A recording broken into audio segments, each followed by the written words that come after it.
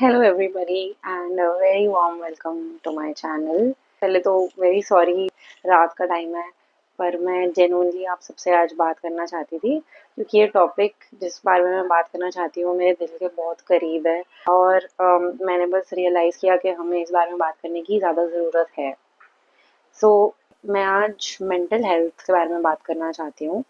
Mental health, depression, anxiety या जो भी चीज़ें हम एक्सपीरियंस करते हैं बिकॉज ऑफ एन इलनेस, एक बीमारी की वजह से जो हमें ये सब फील होता है, उसे हम कैसे डील कर सकते हैं, उससे हम कैसे टैकल कर सकते हैं, कैसे हमारी लाइफ और बेटर कर सकते हैं। Let's talk about it. और आज मैंने सारे पॉइंट्स बुक में लिख लिए हैं और मैं बुक ले भी आई हूँ बिकॉज सारे पॉइंट्स कवर करना बहुत इंपॉर्टेंट है और मैं कुछ मिस नहीं करना चाहती। बेसिक टॉपिक नंबर 1, मैं मेरा एक्सपीरियंस क्या था सबसे पहले, ताकि आपको पता तो चले कि मैं जो बोल रही हूँ कुछ रिलेटेबल है कि नहीं, मैंने ऐसा कुछ एक्सपीरियंस किया भी है कि नहीं, कि मैं ऐसे ही फालतू में बकवास नहीं कर रही हूँ। तो जब मैं इंटरस्टिशियल सिस्टाइटिस से डायग्नोज हुई थी, 8 मंथ्स, 8 महीने मेरी ट्रीटमेंट चालू होने को लगे थे।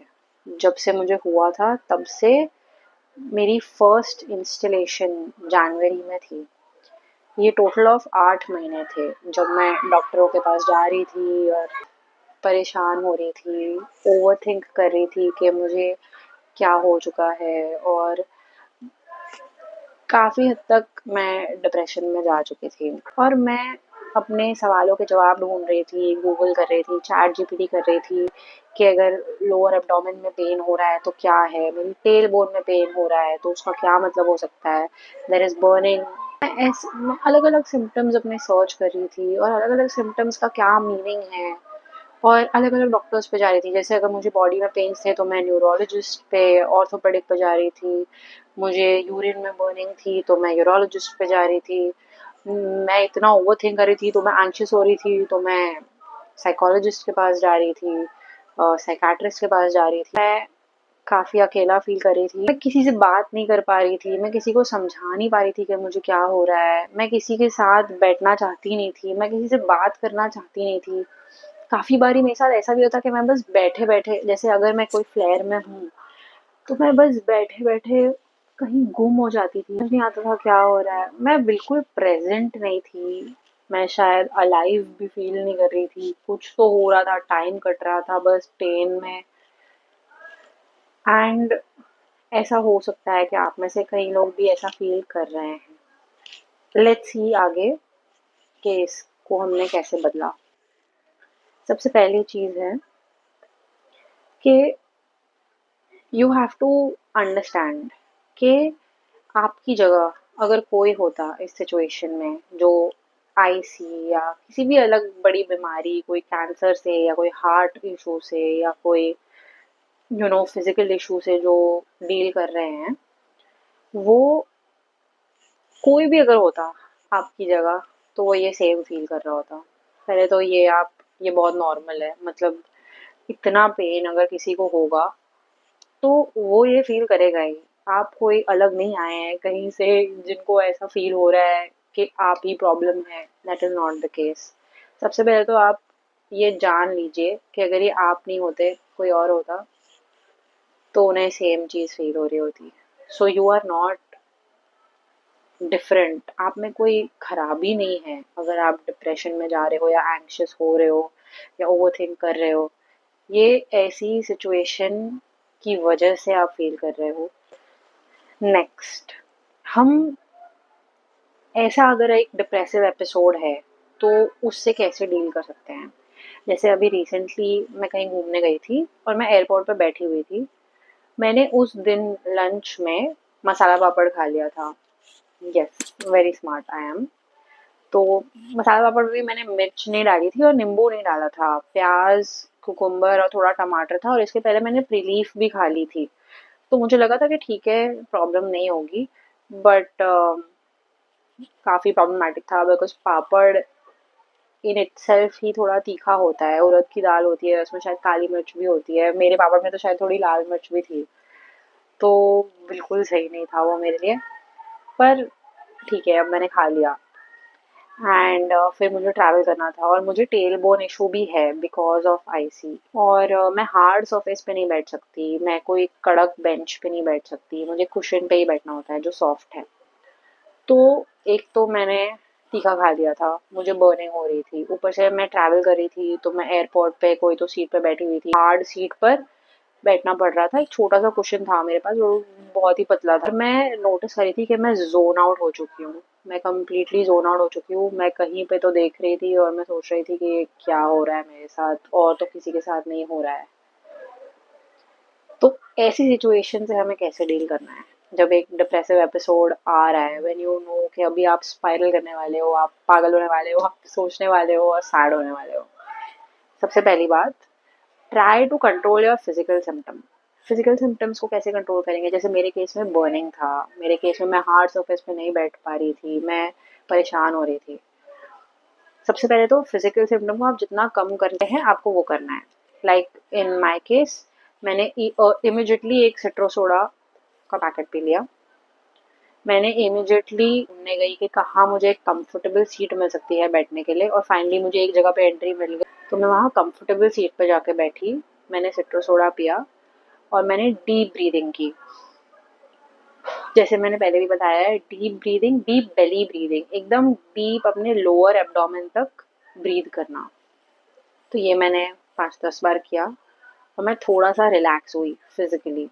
सबसे पहले तो ये चीज़ बहुत हेल्प करती है। अगर आप घर पे हो तो आप पेल्विक फ्लोर रिलैक्सेशन एक्सरसाइजेस भी कर सकते हो। आपको मैंने पहले भी कमेंट्स में दूसरे यूट्यूब वीडियोस में बताया है कि आप सर्च कर सकते हो पेल्विक फ्लोर रिलैक्सेशन एक्सरसाइजेस, और वो कैसी हैं आप देख सकते हो।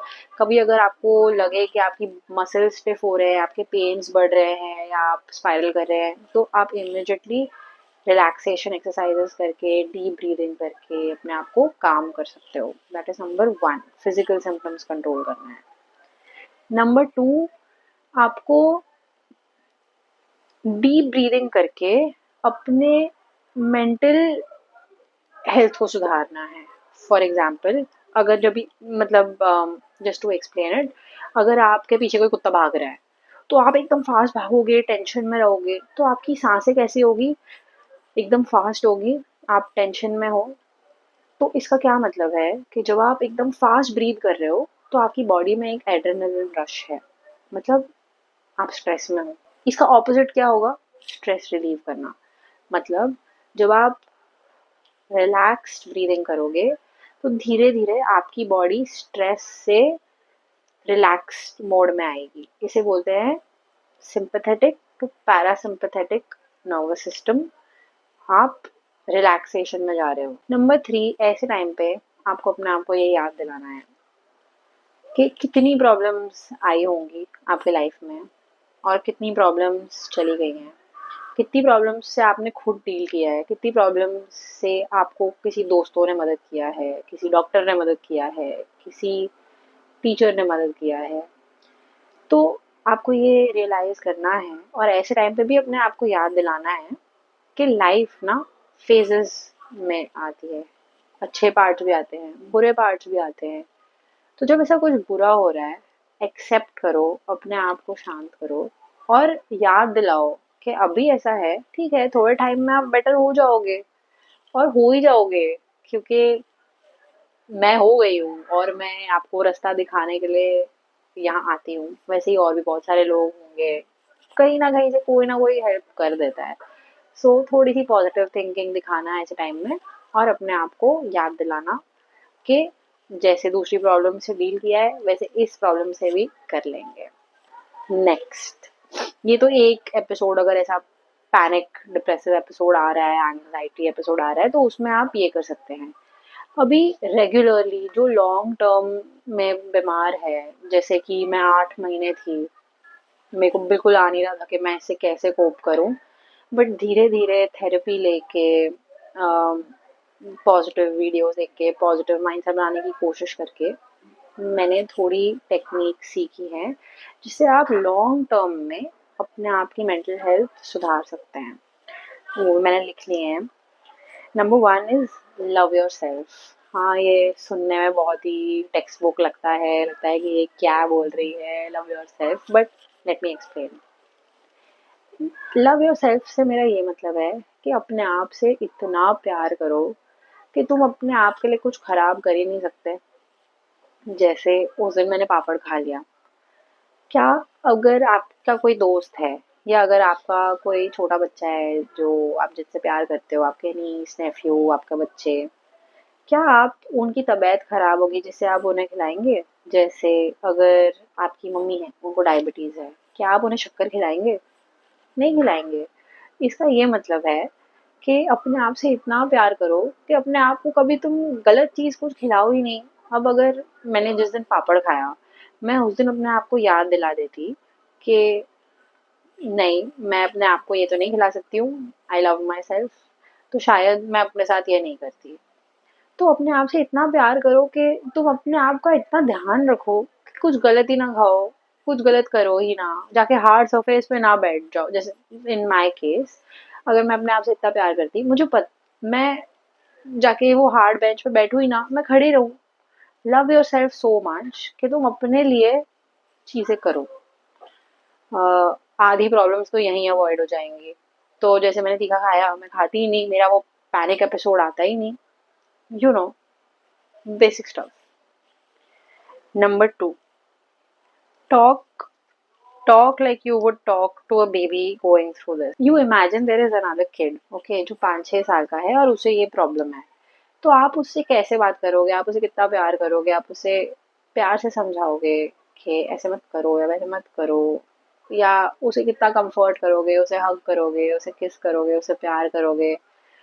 तो आपको यही सब चीजें अपने लिए करनी है। जब आपको लगे कि आप डिप्रेशन में जा रहे हो, आप सैड हो, तो अपने आप से इतने प्यार से बात करो जैसे आप एक बच्चे से करोगे। एंड ट्रस्ट मी, ये सुनने में बहुत अजीब लग रहा है, बट जब आप रात को सोते टाइम अपने आप से प्यार से बात करोगे ना कि सब ठीक हो जाएगा, इट्स ऑल गुड, तब आपको रियलाइज होगा कि अपने आप से प्यार करके, अपने आप को कंफर्ट करके भी कितना अच्छा फील होता है।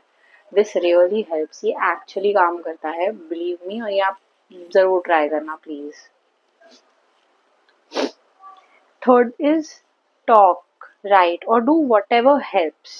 But at the end of the day, आप जान लो कि आप अकेले ही आते हो इस दुनिया में, अकेले ही जाते हो। अभी बहुत लोग सोचते हैं कि ये मेरे साथ क्यों हो गया, मैं ही क्यों ये सफ़र कर रहा हूँ, दूसरे तो नहीं कर रहे हैं, दूसरे मैगी खा रहे हैं, दूसरे अचार खा रहे हैं, मोमोज चटनी खा रहे हैं, मेरे साथ ये क्यों हो रहा है?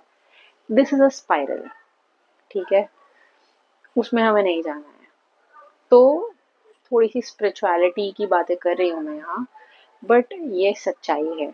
आप अकेले आते हैं इस दुनिया में और आप अकेले जाने वाले हैं। ये जो टाइम है जितना आप यहाँ जिंदा हैं, चलो मैक्स आप 80 साल, 90 साल, 100 साल अगर आप जिंदा रह गए, आप इमेजिन करिए ये अर्थ कब बनी है, कितने बिलियन ईयर्स पहले, और आपके जाने के बाद कितने साल और ये दुनिया जिंदा रहने वाली है। ये जो 80-90 साल आपके हैं इस दुनिया में, इसका कोई महत्व नहीं है। 80-90 साल कुछ है ही नहीं। इतने सालों में ये जो 80-90 साल है, ये क्या है? बहुत ही टेम्पररी है, इतना टेम्पररी ये कि इसको हम सच्चाई भी नहीं मान सकते, इसको हम रियल भी नहीं बोल सकते हैं, क्योंकि इतने सालों में इतने छोटे से साल कहाँ गायब हो जाएंगे किसी को पता भी नहीं। तो हम इसको सच्चाई भी नहीं बोल सकते हैं, इट्स जस्ट रैंडम। जैसे एक स्टेज है, आप स्टेज पर जा रहे हैं, अपना पार्ट प्ले कर रहे हैं और आप उतर रहे हैं। तो इसको इतना सीरियसली मत लीजिए, अपने खाने पीने को इतना सीरियसली मत लीजिए, अपनी बीमारी को इतना सीरियसली मत लीजिए। जो हो रहा है ठीक है, आगे बढ़ो। और मैंने एक और चीज़ नोटिस की है कि लोग खाने को लेके बहुत सैड होते हैं कि मैं ये नहीं खा सकता या ये नहीं खा सकती, इसके बिना मेरी लाइफ ही नहीं है। ऑनेस्टली मेरा भी ये 1-2 महीने का फेज था, मैं रोती थी क्योंकि मुझे भी मिर्च खाना बहुत पसंद था। 1-2 महीने की बात है, उसके बाद कभी मिर्च खाने की सोचोगे भी नहीं, खाते टाइम भी डर लगेगा और इच्छा भी नहीं होती। ऑनेस्टली जब भी कुछ लाल खाना देख लो ना मैं, तो मैं दूर भागती हूँ उससे, कि मैं ये सोचती हूँ मैं पहले खाती कैसे थी ये। तो मेरा कहने का ये मतलब है कि धीरे धीरे आप जो खाते हो ना, आपको उसकी आदत हो जाती है, आप जिस तरह जीते हो आपको उसकी आदत हो जाती है। तो थोड़े टाइम के लिए अपने आप को रो के फालतू में स्ट्रेस आउट मत करिए। कोई बड़ी बात नहीं है। खाना सिर्फ आपको जिंदा रखता है। खाने के पीछे अपनी ज़िंदगी बिताने की कोशिश नहीं है। ज़िंदगी में और बहुत कुछ है, आपकी फैमिली है, आपका एक पर्पस है, आपका काम है, अम, आपको कंट्रीब्यूट करना है कुछ इस दुनिया में, आपको कुछ बनना है, आपको पैसे कमाने हैं, अपने फैमिली को कंफर्ट देना है। कितना कुछ है जो आप कर सकते हैं। आपकी हॉबीज़ है, आप स्पोर्ट्स खेल सकते हैं, आप स्विमिंग कर सकते हैं, आप गिटार बजा सकते हैं, कीबोर्ड बजा सकते हैं, ट्रैवल कर सकते हैं। अनगिनत अपॉर्चुनिटीज है। और एक खाने को लेके मत अपनी लाइफ खराब कीजिए या बुरा फील करिए, क्योंकि खाना क्या है यार, आप खाओगे 10 मिनट खाओगे, आप 20 मिनट खा लोगे एक मील, वो खाली उतना ही टाइम के लिए आपको हैप्पी फील करा सकता है खाना। उसके बाद आप नॉर्मल लाइफ है यार। सो ये थोड़ी चीजें हैं जिसकी वजह से बुरा फील होता है, बट नाउ यू नो कि जब ऐसा कुछ है तो आपको अपने आप को याद दिलाना है कि ये बहुत टेम्पररी है। आपकी लाइफ ही बहुत टेम्पररी है। आप कब जाओ मर जाओगे आगे जाके किसी को पता नहीं है। So don't take life so seriously. और जो आपको हेल्प करता है, जैसे मेरे केस में, मैं ज़्यादा लोगों से बात करके कि यार मुझे दुख रहा है, मुझे ये हो रहा है, वो हो रहा है, ये करके ना मेरे मेरे को पर्सनली स्ट्रेस बढ़ जाता है। सो जब मेरे को पेन हो रहा है या कुछ हो रहा है, मैं एकदम शांत हो जाती हूँ और मैं सिर्फ भगवान से बात करती हूँ। मैं बस प्रे कर लेती हूँ, और मैं प्रे भी नहीं, मैनिफेस्ट करती हूँ कि everything is good, everything always works out for me, my life is so easy. मैं अपने आप को ये सब चीज़ें याद दिलाती हूँ। तो जो आपको हेल्प करे, अगर आपको लगता है लिखने से आपको फ़ायदा होता है तो आप लिख लिख के अपने इमोशंस निकालो। अगर आपको बात करने से लगता है तो आप वो करें। आपको गाना सुन के, गाना गाने का अच्छा लगता है, आप वो करो। अम, मेरे केस में मैं अपनी एनर्जी प्रिजर्व करती हूँ। मैं ज़्यादा निकालना नहीं चाहती, बाहर बोलना नहीं चाहती, कुछ करना नहीं चाहती। मैं रिलैक्स होके, काम होके, अपने अंदर ही प्रे करके, मैनिफेस्ट करके मेरे को बेटर लगता है तो मैं वो करती हूँ। जिसे जो अच्छा लगे आपको वो करना चाहिए। थेरेपी, अगर आप अफोर्ड कर सकते हैं तो बिल्कुल आप थेरेपी ट्राई करिए। It is life changing. A lot of things therapy में बताया जाता है। जैसे इन माय केस में बता देती हूँ मैंने क्या क्या सीखा। डीप ब्रीदिंग मैंने थेरेपी में सीखा। Next is equip your self. मतलब अभी अगर आपका एक एनिमी है, कि मैंने भगवत गीता में सुना था, आपका जो शत्रु है, आपका जो एनिमी है, आपको उससे अच्छी तरह से जान लेना चाहिए। मतलब हमारे केस में हम किसको फाइट कर रहे हैं, इंटरस्टिशियल सिस्टाइटिस हमारा एनिमी वो है। तो जितनी नॉलेज आप गेन कर सकते हैं इस बीमारी पे आप करिए। आप रिसर्च करिए, आप देखिए आप क्या खा सकते हैं, क्या नहीं खा सकते हैं, क्या नहीं खा सकते हैं तो क्यों नहीं खा सकते हैं, क्या मिस हो रहा है आपकी डाइट में। विटामिन सी, तो विटामिन सी कैसे आएगा, अच्छे से रिसर्च करिए। आपको चाहिए तो आप नोट्स बनाइए, आपको जो ठीक लगे आप करिए। बट आपके जो, आप जिस चीज़ को फाइट कर रहे हैं ना, आपको उस चीज़ के बारे में नॉलेज होना बहुत इम्पोर्टेंट है, क्योंकि आपको हेल्प ही करेगा ना वो knowledge. Just for an example, कि अगर आपको पता है आपको सपोज नींबू नहीं खाना है, और आपको पता है तो आप नहीं खाएंगे, अगर आपको नहीं पता हो तो आप खा लेंगे ना गलती से। इसीलिए ज़्यादा जानकारी होना बहुत इम्पोर्टेंट है। और ये भी मैंने थेरेपी में सीखा था, क्योंकि मैंने बोला ना मैं बहुत रिसर्च करती थी। तो मुझे मेरी थेरेपिस्ट ने बताया कि ये कोई खराब बात नहीं है, ये अच्छी बात है। आपकी माइंड आपको हेल्प कर रहा है, आपको चीज़ें बता रहा है कि कैसे आप अपने आप को हेल्प कर सकते हो। अगर आप वो रिसर्च नहीं करते तो बहुत कुछ आपको नहीं पता होता, राइट। सो ये सब थेरेपी में सीखा है। Next is distract your self, very important. जब भी आप स्पाइरल में जाना चालू करते हैं ना, जैसे एक पॉइंट था, मैंने अपनी थेरेपिस्ट से डिस्कस किया था कि मैं ना नेगेटिव सोचने लगी थी। जैसे अगर कोई लाउडली बात कर रहा है तो मैं उसको जज कर रही थी कि ये लाउडली क्यों बात कर रहा है, या ये ऐसे क्यों कर रहा है, या वैसा क्यों कर रहा है। तो मैंने इसमें थेरेपी में ये सीखा कि जो चीज़ पे आपको अटेंशन नहीं देना है, जैसे मैं बहुत ये तो करती थी मैं, फिर मैं सोचती थी कि मैं ऐसा क्यों सोच रही हूँ कि वो क्या कर रहा है, मतलब ये थॉट नहीं आना चाहिए मेरे मन में। मैं उसको जज क्यों कर रही हूँ, और उसको जज करके मुझे बुरा लगता था। तो मेरी थेरेपिस्ट ने बोला कि जब आप ऐसा कुछ कर रहे हो जो आपको नहीं करना, जो आपको लगता है कि खराब है, तो उसके बारे में ज़्यादा सोचने से अच्छा अपने आप को इमिजिएटली डिस्ट्रैक्ट करो। जो चीज़ आपको नहीं करनी है, आप माइंड को ट्रेन करो कि आपको वो नहीं करनी है। तो अगर मैं जज कर रही हूँ किसी को कि यार ये बहुत लाउड है, और मैंने रियलाइज किया कि शिट मैंने तो जज किया, मुझे ये करना नहीं है, तो इमिजिएटली मैं माइंड को डाइवर्ट करती थी, बोलती वाओ ये पत्थर कितना सही है, जस्ट फॉर एन एग्जाम्पल कि वाओ अभी तो मैं गोवा जाने वाली हूँ, कि वाओ मेरा ये काम पेंडिंग था, ये हो गया है, so good. This is how you train your mind. Seek right help. Correct. ये एक बहुत इम्पोर्टेंट पॉइंट है, और ये थेरेपी के पॉइंट पे नहीं आता, बट अदरवाइज ऑल्सो आईसी या किसी भी मेजर इलनेस में मैं हाईली रिकमेंड करूँगी कि आप जो भी डॉक्टर से बात कर रहे हैं, आप मेक श्योर करिए कि वो डॉक्टर उस फील्ड का जीनियस है। बहुत लोगों ने उनके बारे में पॉजिटिव रिव्यूज दिए हुए हैं, वो बहुत लोगों को ठीक कर चुके हैं। बिकॉज इन माई केस मैं कम से कम 10 डॉक्टर्स के पास गई थी बिफोर मेरे को जो मेरी डॉक्टर मिली इंटरस्टिशियल साइटिस की, उसके पहले कम से कम 10-12 डॉक्टर्स पे मैं जा चुकी थी और मुझे कोई हेल्प नहीं कर पा रहा था। सो पॉइंट मेरा ये है कि आप छोटे छोटे गलत डॉक्टरों पे जाओ जिनको आपकी बीमारी के बारे में कुछ पता नहीं है, उससे अच्छा, और उधर पैसे वेस्ट करो इतने, उससे अच्छा है कि आप एक अच्छा डॉक्टर ढूंढो जिसे आपकी बीमारी के बारे में पता है। और वो भले आपको लगे कि वो दूर है या वो बहुत ज्यादा पैसे ले रहा है, वॉटेवर, आप उस बारे में मत सोचिए। आप एक डॉक्टर पकड़िए जो बहुत अच्छा उस फील्ड में ज्ञानी है, जिसके पास नॉलेज है उस फील्ड की, और आप उसके पास जाइए। अगर आपको लगे कि वो नहीं है उसमें इतना नॉलेज, तो चेंज करिए डॉक्टर। जब तक आप सेटिस्फाइड नहीं हो कि इस डॉक्टर से मेरी ट्रीटमेंट सही होगी, तब तक आप बदलिए। बट कोशिश करिए कि आप जीनियस और जिनके अच्छे रिव्यूज हैं, आप वही देख के डॉक्टर चूज करिए। वो डॉक्टर होना बहुत इंपॉर्टेंट है जो आपको इस बीमारी में हेल्प करे।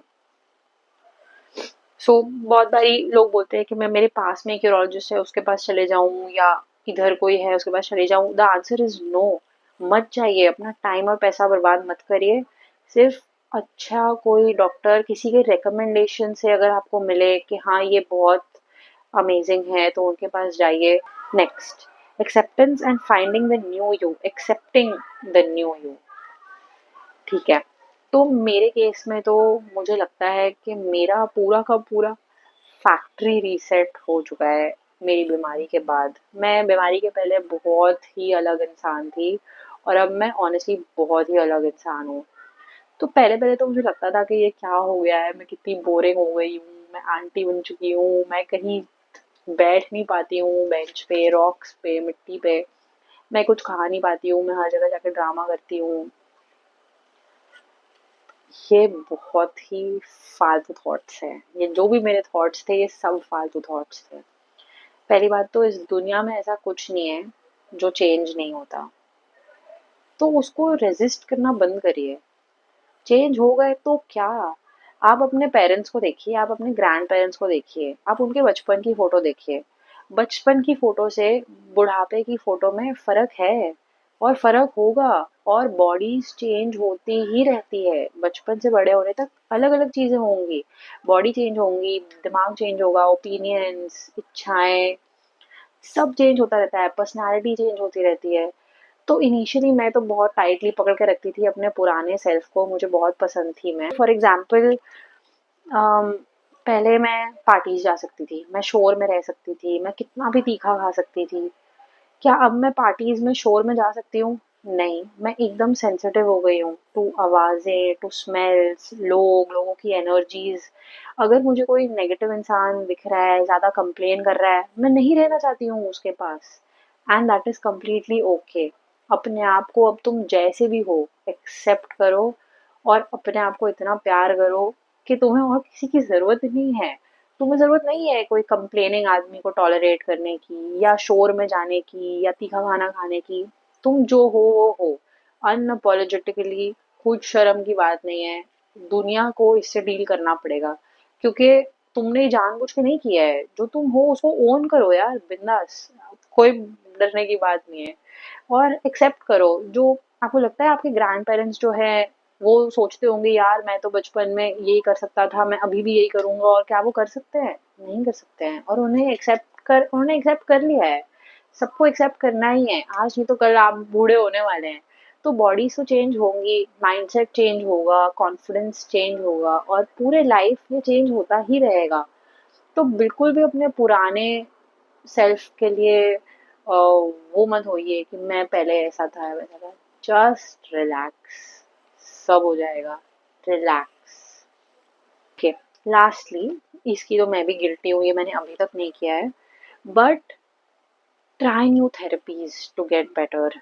जैसे मुझे आयुर्वेदा ट्राई करना है, मुझे बहुत टाइम से आयुर्वेदा ट्राई करना है, मेरे को टाइम नहीं मिल रहा है, मैं बहुत बिजी रह रही हूँ, बट जेन्युइनली थोड़े महीनों में मैं करने वाली हूँ आयुर्वेदा ट्राई। और डिफरेंट थेरेपी से मेरा ये भी मतलब है कि अभी इंस्टलेशन, मैंने इंस्टलेशन ट्राई की, पहले मैं बहुत डर रही थी और सोच रही थी कि क्या होगा इंस्टलेशन में, पर मैंने तो भी कर लिया और उससे मुझे काफ़ी फ़ायदा हुआ है। तो आप भी ट्राई करिए, ऐसा मत सोचिए कि नहीं क्या होगा, डर लग रहा है। गो फॉर इट, क्या होगा, चल आप ऑलरेडी पेन में हैं और थोड़ा हो जाएगा, या तो बेटर हो जाएंगे, राइट? तो हो सकता है आप बेटर हो जाए, तो आप रिस्क लीजिए और ट्राई करिए न्यू चीज़ें। जैसे मैंने सिस्टोस्कोपी कराई, मैंने इंस्टॉलेशन कराया और तब जाके मैं यहाँ पे नॉर्मली बैठ के आपसे बात कर पा रही हूँ। नहीं तो मैं वही डिप्रेसिव एपिसोड में रेटी होती, सोच रही होती मेरा क्या हो गया है। तो थोड़ी न्यू थेरेपीज आप ट्राई करिए। अभी मुझे भी आयुर्वेदा ट्राई करना है, मैं डेफिनेटली करके आपको बताऊंगी कि कैसा था, सो आपको भी शायद फायदा हो सके। And lastly, take breaks. अगर आप मेरे जैसे हैं जिनका जिनका आईसी रेमिशन में जा चुका है, मतलब जो बेटर है अभी, अ, मैं बहुत अपने आप को थका रही थी, मैं बहुत काम कर रही थी और मेरे को पेन्स बढ़ गए थे, मैं रिलैक्सेशन एक्सरसाइजेस नहीं कर रही थी, मैं फॉर ग्रांटेड ले रही थी अपने आप को। बट अब मैं फिर से थोड़े ब्रेक्स लेने लगी हूँ, मैं अभी ट्रैवल करके आई हूँ एंड आई एम श्योर मैं अभी 1-2 महीने में फिर से कहीं जाऊँगी, क्योंकि मेरे लिए वो बेटर था। अभी जैसे अगर गेस्ट आ गए हैं घर में, बहुत काम हो रहा है, मैं पैनिक कर रही हूँ, मेरे को पेन हो रहा है, इन सच अ सिचुएशन अपने आप को याद दिलाइए कि हेल्थ इम्पॉर्टेंट है। आके रिलैक्स कीजिए, 10 मिनट भी रिलैक्स करेंगे, 10 मिनट भी लेटेंगे अपने एब्डोमेन पे, पेट पर अगर हीट पैक रखेंगे, आराम करेंगे, थोड़ी सी स्ट्रेचिंग करेंगे तो अच्छा लगता है। और ये करते ही इमिजिएटली आप फिर से जा सकते हैं गेस्ट को केटर करने। तो मेरा कहने का ये मतलब है कि छोटे ब्रेक्स बहुत इंपॉर्टेंट है इंटरस्टिशियल सिस्टाइटिस में। आपको वो लाइफ ईजियर बनाएंगे। सो मैंने बहुत ज्ञान दे दिया है एंड आज के लिए इतना ही काफ़ी है। अगर मैंने कुछ मिस आउट किया है तो मैं डेफिनेटली बाद में और एक वीडियो में कवर करूँगी, बट आई होप मेरे एक्सपीरियंस से और मैंने जो बोला है उससे आपको कुछ फ़ायदा हो। And thank you so much for watching. Also बहुत लोगों को लगता है कि ये टेलीग्राम ग्रुप ज्वाइन कैसे करना है, तो मेरे वीडियोस में उधर जो राइट में 3 डॉट्स है ना, आप वहाँ पे क्लिक करिए, या कहीं तो आसपास नीचे डिस्क्रिप्शन में मोर में लिखा है, वहाँ डिस्क्रिप्शन में मैंने टेलीग्राम का लिंक डाला है। आप टेलीग्राम डाउनलोड कर सकते हैं पहले गूगल प्ले से अपने, और डाउनलोड करने के बाद आप ये लिंक पे क्लिक करेंगे तो आपको सीधा मेरे यूट्यूब सॉरी टेलीग्राम ग्रुप में आप एंटर हो जाएंगे एंड हम वहाँ बात कर सकते हैं यार। अगर आपको लगे कि आपको मुझसे बात करनी है या और भी लोगों से जो इससे डील कर रहे हैं, अभी मेरे ग्रुप में कुछ 5-6 लोग हैं, तो उन्हें कुछ क्वेश्चंस होता है तो वो इमिडिएटली पूछ लेते हैं, सबको एक दूसरे का मॉरल सपोर्ट रहता है। तो अगर आप चाहते हैं तो आप वो भी ज्वाइन कर सकते हैं। एंड इफ़ नॉट दैट, तो मेरा इंस्टाग्राम का भी मैंने यूज़र नेम डाला हुआ है वहाँ।